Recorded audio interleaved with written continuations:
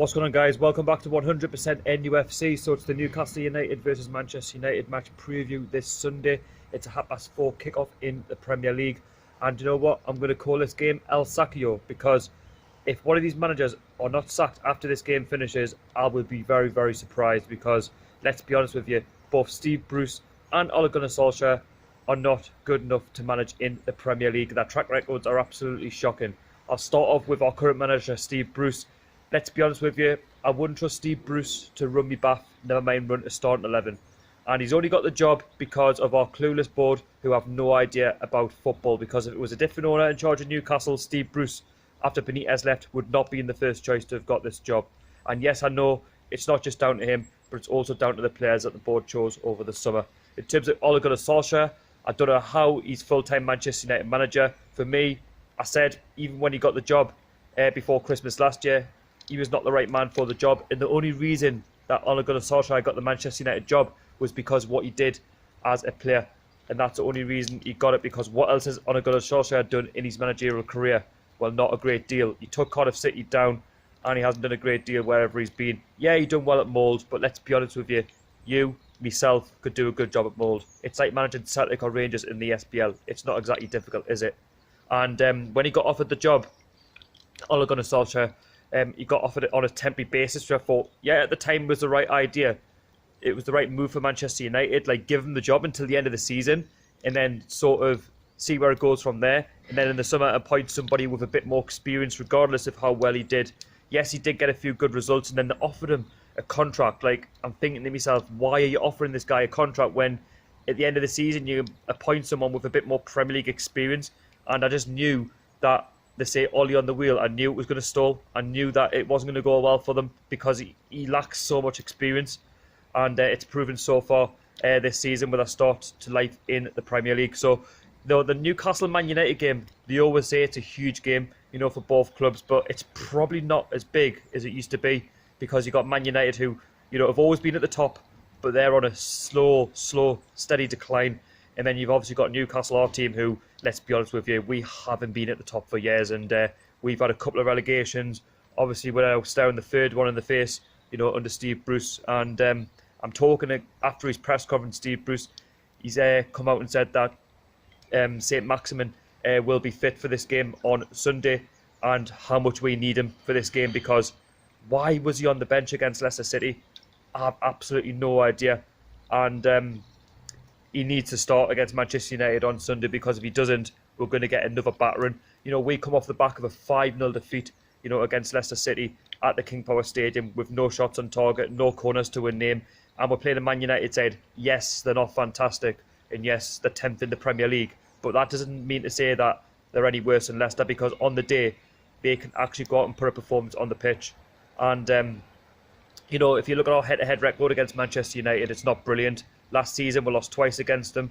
Yes, we were unlucky at Old Trafford to lose 3-2 after going 2-0 up, but at St James's Park, we lost 2-0 when Ole Gunnar Solskjær got the job and deserved to lose 2-0. They totally outclassed us on that night. In terms of this game now, though, Steve Bruce said that it's the right time to play Manchester United. Well, I don't know, really, given our form. The only game that we've beaten anyone this season is Tottenham. What makes you think we're going to beat Manchester United? With the fixtures coming up after that, we've got Chelsea away, is it West Ham and Wolves? You don't know where the next win's coming from, and the way he's setting up the team at the minute, you don't know where the next win's going to come from, because at this moment in time, we've got players on that pitch such as Joe Linton and Almiron who just can't score. Joe Linton's not getting the service, and they're too far apart from each other. Giorgio Shelvey, for me, seems to be injured. We're losing Matt Ritchie, who's one of our leaders, and it's a shame he's not back on Sunday for this game against Manchester United. We desperately missed him against Leicester City, and we deserved to lose 5-0 in that game last Sunday, because we were absolutely useless. And just because Man United are on a bit of a sticky patch doesn't mean that they're going to want to put up a bad performance in against us on Sunday. They'll use this as a motivation, and the game on Sunday will be a close one. I don't see it being as heavy as what Leicester is, because of Man United's current form.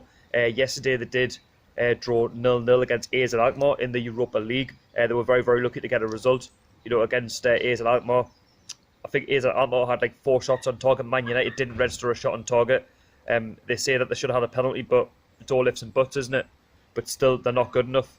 And yes, they were missing some of their key players, which we have to watch out for, such as Pogba. I'm expecting Pogba to be back on Sunday against us because he's one of their creative midfielders going forward, but he hasn't been brilliant. Talking to Manchester United, the reason why they're not doing so well this season, in my opinion, is because, yes, they did strengthen at the back. With Harry Maguire, that was a good signing. Did they pay over the odds for him? They probably did, but that's today's market. But in terms of going forward, they were silly to let Lukaku and Sanchez go. I don't understand how Sanchez can become a bad player overnight when he was so good for Arsenal. And then you've got Lukaku, who was brilliant for Everton, becoming so bad. And that's down to the Man United way and how they're playing under Ole Gunnar Solskjær and the clueless board that they've got, just like Mike Ashley at Newcastle. For me, two of the better players that they had, and they let them go. The big mistake that Man United made was not strengthening going forward. They're relying on Marcus Rashford. Yes, he was good when he first got his opportunity, but he's not fantastic, is he? I mean, is he going to get you 15 goals a season? Probably not. You've got Anthony Martial. Has he done a great deal at Man United? No, not really. And then you're sort of picking after that. I mean, they're relying on a young lad called, is it Dan James? He is a good player. Like, they're signing from Swansea, but he can't do it all on his own. He is a good player. He's someone who we have to need to watch out for because he does like to get forward. He does like his long shots from outside the box, and he has scored a couple of goals for Man United so far this season. But it's a shame that what's happened to Man United, and this is what happens when you don't have football and people higher up. And Man United, they have got an okay squad. I wouldn't say it's fantastic, but they need to have strengthened in that summer, and that's where they're going wrong. I mean, Pogba, for me, doesn't seem like he really wants to play for them. You've got players there, for me, who are simply not good enough, and they're still getting games, but, well, I think the bigger pressure's on Ole Gunnar Solskjær, because I think if he loses against us on Sunday, he'll technically lose his job. Well, he should do, because Man United would fall further down the table.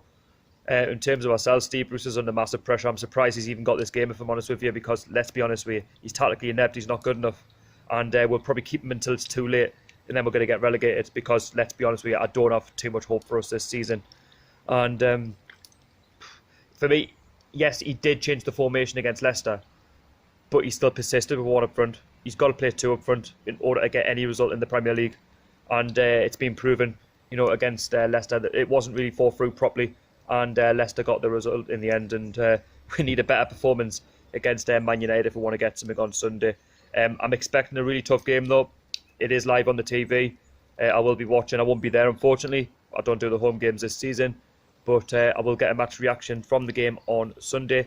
If you did enjoy this preview, please go along and subscribe to the channel, and please hit the thumbs up. Let's try and hit 15 likes if possible. Put your comments in down below for your team predictions and your score predictions as well. Okay, enjoy the game. Over the lads.